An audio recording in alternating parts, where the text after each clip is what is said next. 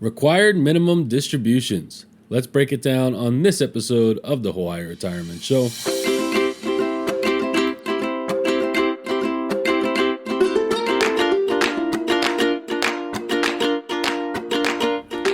All right, welcome everyone. Thanks for tuning in this episode of the Hawaii Retirement Show. Today on the show, we're going to be talking about required minimum distributions, or RMDs. And what these RMDs are essentially is the minimum amount that you need to withdraw annually on your pre-tax retirement accounts. And the reason for that is you have this pre-tax money in these retirement accounts that was you received a tax deduction for when you put the money in, but you haven't yet paid taxes on it, right? And so the government, the IRS, wants you to start to withdraw money because eventually you have to pay the taxes. So the way the required minimum distribution is calculated, it's based on your account balance and an applicable life expectancy factor. And that life expectancy factor will change every year. It's determined by, I believe, the IRS. There's a chart where you can look up what the factor is for you. It's based on your age. And this will determine how much you need to withdraw in the given year from your pre-tax retirement accounts. Now, I say pre-tax because it does not pertain to Roth accounts. Roth IRAs, it used to pertain to Roth 401ks, 403bs, and other Roth qualified retirement accounts. But starting in 2024 and for later years, those Roth TSPs, 401ks, 403bs are no longer required to have required minimum distributions taken out. It's only for the pre-tax accounts. Now that changed with Secure Act 2.0. The other thing that changed with Secure Act 2.0 recently is the increasing of RMD age. So the RMD age used to be 72. It just recently bumped up to age 73. And it'll change again, I believe in 2033. It's supposed to jump up to 75 will be the required minimum distribution age. Now, the interesting thing about that is it can be looked at as a good thing in that, oh, great, I don't have to take out money. I can delay longer. But the flip side to that is that your account balance will grow even bigger, meaning your RMD will more likely be bigger when that time comes because you're kind of kicking the can down the road, so to speak.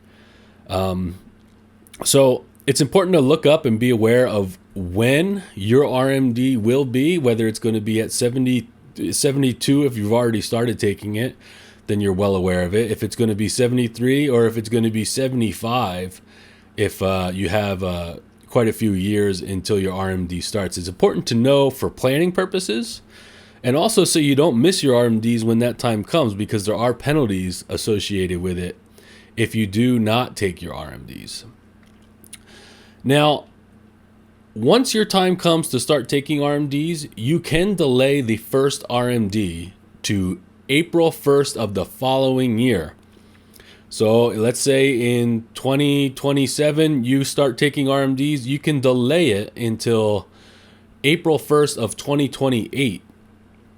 The only downside to that, I won't say only downside, but one of the main downsides of that is that just because you delay 2027's RMD to 2028 does not mean you don't have to take 2028's as well. So you end up taking two RMDs in that year because you delayed the prior year until April 1st.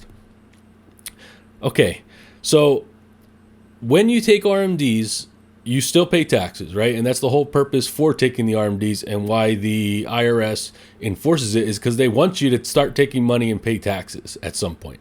So you will pay ordinary income tax rates for those RMDs. One thing to note is that if you have several IRAs, like let's say you have three different traditional IRAs, whether it's with the same custodian or not, you can aggregate those together and you can pull the annual required minimum distribution amount from one of the 3 RMDs. So you add up all the account balances, right? So you get your total sum of all your IRA accounts, figure out what your RMD would be, and you can satisfy it through withdrawing from one of your multiple IRA accounts. That might be beneficial for planning purposes, or maybe you have certain IRAs earmarked for certain things. It's just something to keep in mind. And then with the RMDs, it's the required minimum distribution. So you can obviously take more than the required RMD. And let's say throughout the year you end up taking money out for something, and you look back, you check what your RMD is, and you say, oh, I've already taken out more than that amount, then you're good to go, right? It's just the minimum amount that you need to withdraw. Now, there is a penalty associated with not withdrawing the full amount. Secure Act 2.0 recently changed this to 25% excise tax on the insufficient RMD, or the language is 10% if RMD is corrected in a timely manner. I didn't look deep into what is considered a timely manner, but it's just important to know that there's a penalty associated with it, and you want to be on top of this to make sure that you're just avoiding those penalties, avoiding having those conversations with the IRS about why you didn't initiate your full withdrawal. So if you don't need the money for the RMD, let's say you have this money earmarked for inheritance or whatever it might be, or it's just extra savings and you have to take the money out, you can't reinvest it into a qualified retirement account, right? Because you're not working and you don't have access, and if you don't have earned income, you can't put it into an IRA. But there are other areas that you can stash the money for some savings, such as a regular bank CD, right? You can put it in there. You can put it in a brokerage account. You can put it in a high yield savings accounts. There's lots of things to do with it if you don't need the money. It's just you can't reinvest it into those qualified retirement accounts. The other thing that we're not going to dive deep into today, and we'll make it a separate episode, is satisfying your RMDs with QCDs, qualified charitable distributions.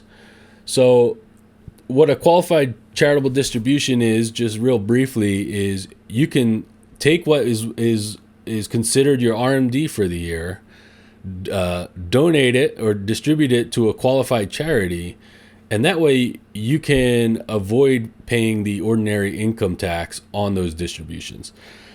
QCDs, there's kind of a lot there, and we'll make that a whole nother episode, but I think that kind of sums up our RMDs, a brief overview.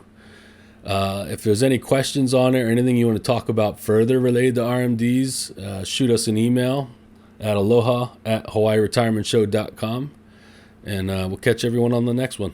All right.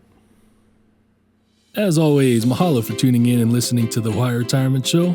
If you haven't already, please subscribe to the show on whichever platform you choose to listen on. If you have a retirement planning question that you'd like us to talk about on our show, please email it over to aloha@hawaiiretirementshow.com. And until next time, aloha and happy planning.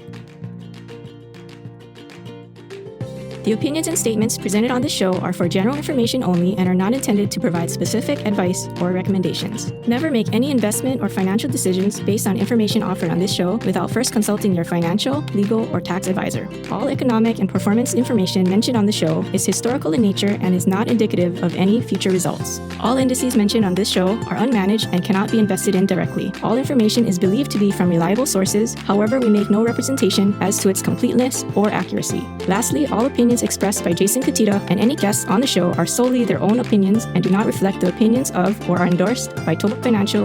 For Jason Cutitta, investment advisory services are offered through ToBA Financial LLC, a registered investment advisor offering advisory services in the state of Hawaii and in other jurisdictions where exempt from registration.